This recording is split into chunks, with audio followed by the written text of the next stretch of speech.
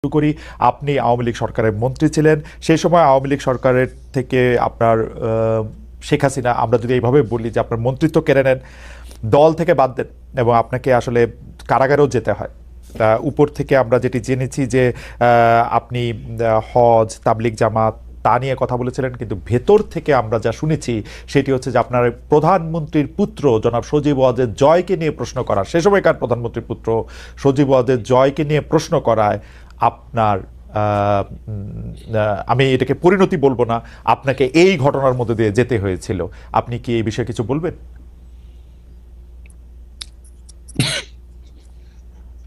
প্রশ্ন করা এবং না করা হলো আমার চরিত্র বৈশিষ্ট্য। আমি যে কোনো বিষয়ে যে কাউকে আমি প্রশ্ন করেছি।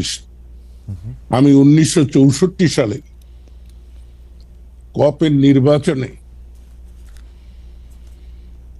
জনাব শেখ মুজিবুর রহমানকে প্রশ্ন করেছি এবং এমন কথাও বলেছি যে আপনি জাতীয়ভাবে যেমন গুরুত্বপূর্ণ, আমি আমার যত বয়স এবং অবস্থানগত কারণে আমি আমার জায়গায় তেমনি আন্তরিক, সৎ এবং নিষ্ঠাবান।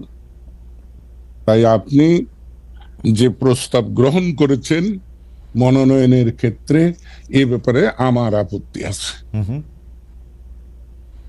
তাই আমি আপনাকে যেটা বলবো, আমি জয় সম্পর্কে কোনো কথাই বলিনি এবং জয় আমাকে কোনোদিন কোনো কথা বলেনি। জয় তথ্য প্রযুক্তি মন্ত্রণালয়ের উপদেষ্টা ছিলেন, প্রধানমন্ত্রী, তথ্য মন্ত্রণালয়ের না, তথ্য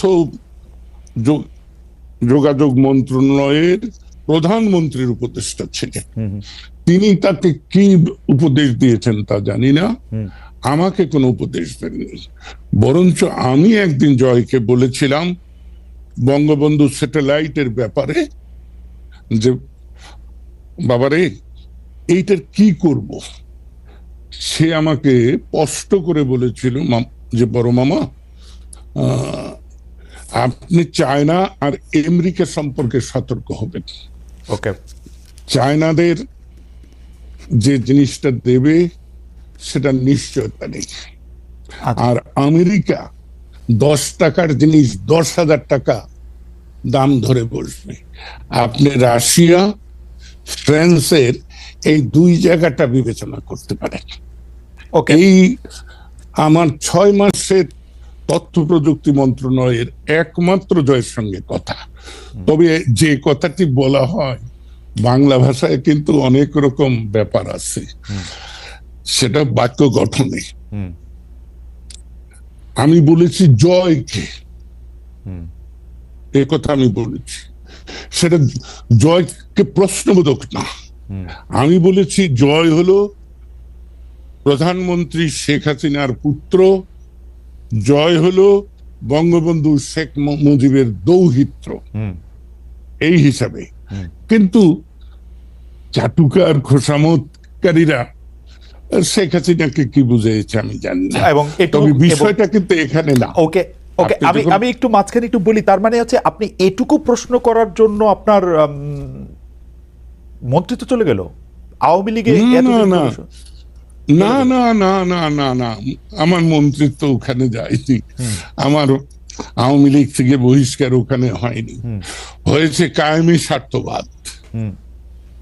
আমি শাসন ব্যবস্থায় আওয়ামী লীগের অভ্যন্তরে যে লুটেরা শ্রেণী, আমি নাম ধরে বলি, শেখ সেলিম, হাসনাত আব্দুল্লাহ, লিটন থেকে শুরু করে প্রত্যেকের সম্পর্কে আমি প্রশ্ন তুলেছি। শেখ হাসিনা সম্পর্কে আপনি কোনো প্রশ্ন তুলছিলেন?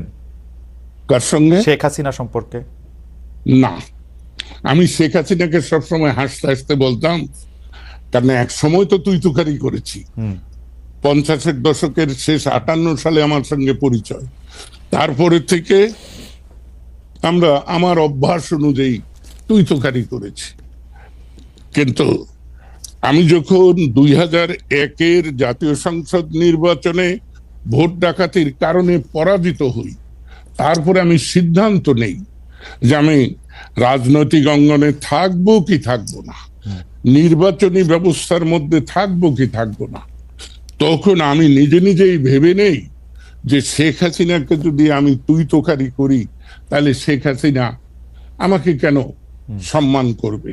তাই আমি তখন থেকে তাকে আপনি বলা শুরু। ওকে, আমরা সরি আপনাকে ইন্টারাপ্ট করার জন্য, আপনি ওই জায়গায় বলতেছিলেন যে কেন আপনার মন্তব্য চলে গেল শেখ সেলিম, হাসনাত আব্দুল্লাহ, আমি সেইটা বলতেছি। জি সেইটা নিয়ে হ্যাঁ হ্যাঁ, সব জি ওই, যদিও তারা শেখ পরিবার দাবি করে, আসলে তো পরিবার বলতে কি বা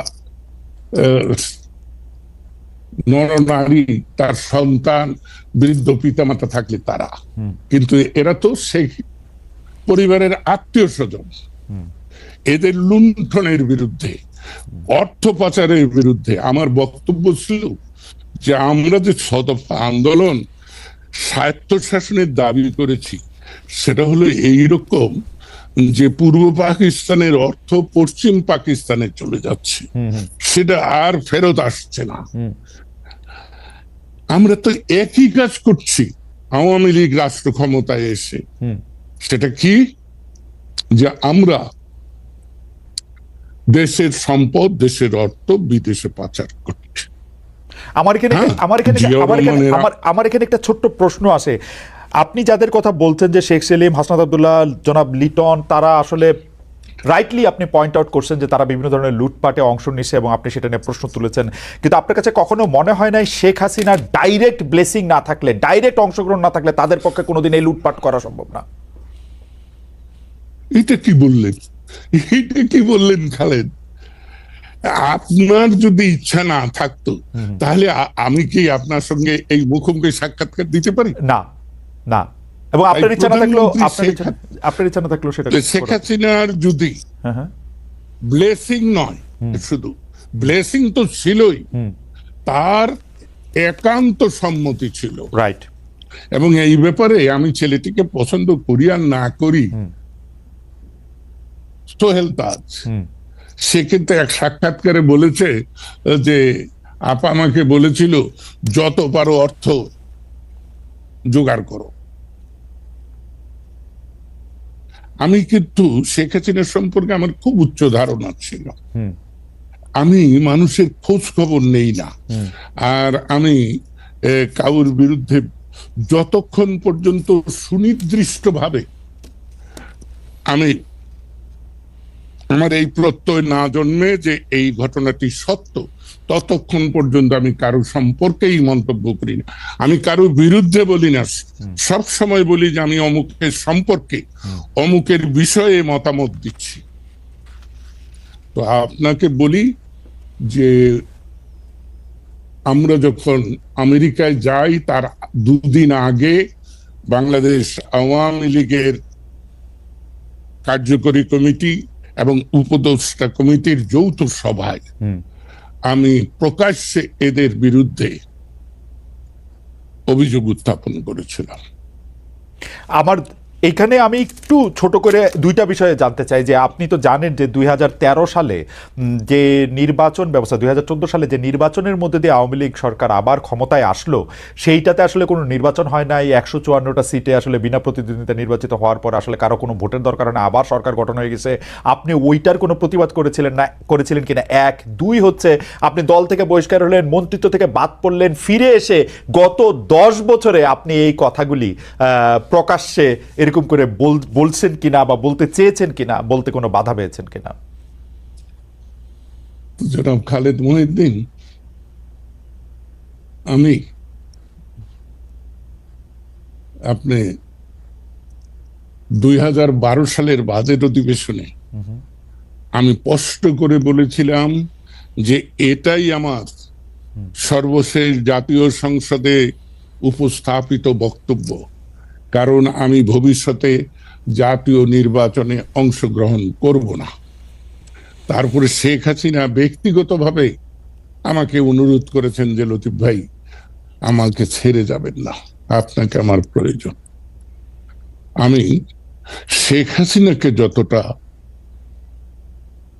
সম্মান করি বা স্নেহ করি, সমর্থন করি, তার চাইতেও আমি বহুবার বলেছি আমার ব্যক্তিগত দুর্বলতা শেখ ফজিলুন্নেসা প্রতি।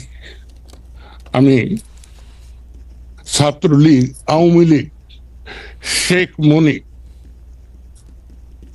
আব্দুর রাজ্জাক এদের কারণে করতে পারতাম না যদি আমি শেখ ফজিলুন্নেসার আশ্রয় না পেতাম। তাই ওই মহিলার প্রতি আমি আমৃত্যু কৃতজ্ঞ। সে কারণেও তার কন্যাকে আমি অনেক সময় বিষ হজম করে মেনে নিয়েছি।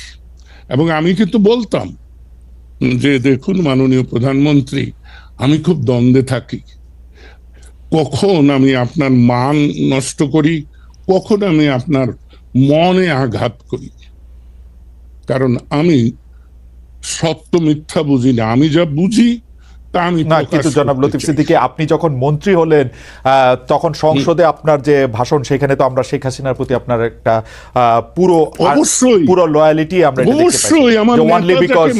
অনলি বিকজ যে তার মাকে আপনি এত যৌক্তিক কথা এত আগে থেকে এটা বলে থাকেন, কিন্তু তার মাকে যেহেতু আপনি মানে ভালোবাসেন বা শ্রদ্ধা করেন, তার জন্য তার কন্যার এই দুর্নীতি, এই অপশাসন আপনি মেনে নিয়েছিলেন।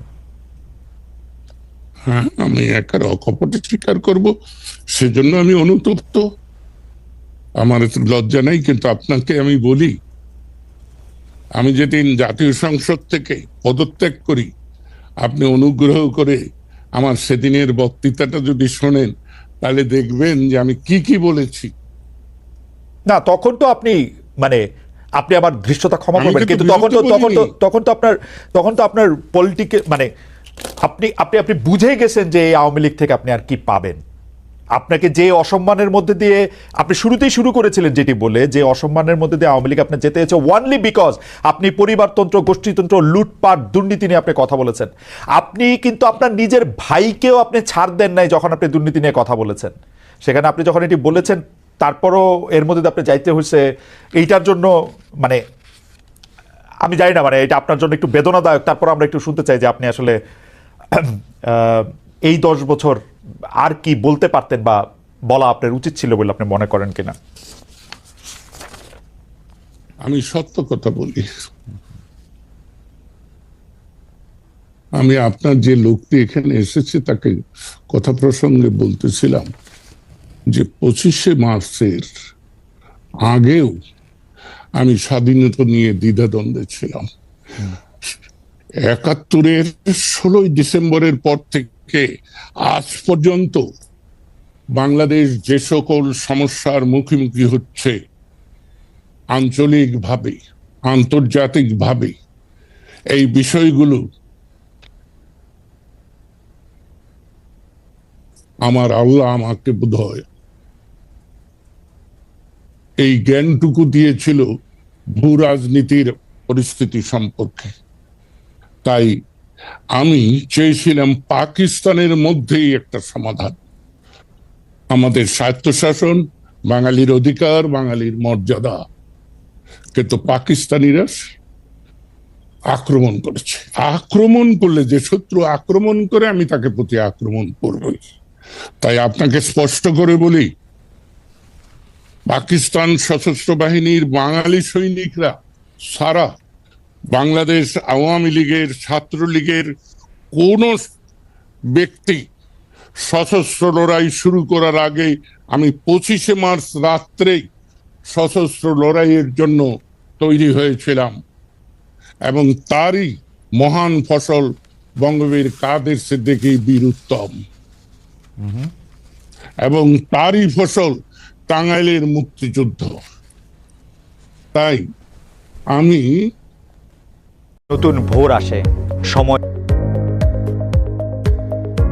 একমাত্র এই বান্দা কয়ে গেছিল। আমরা মানুষ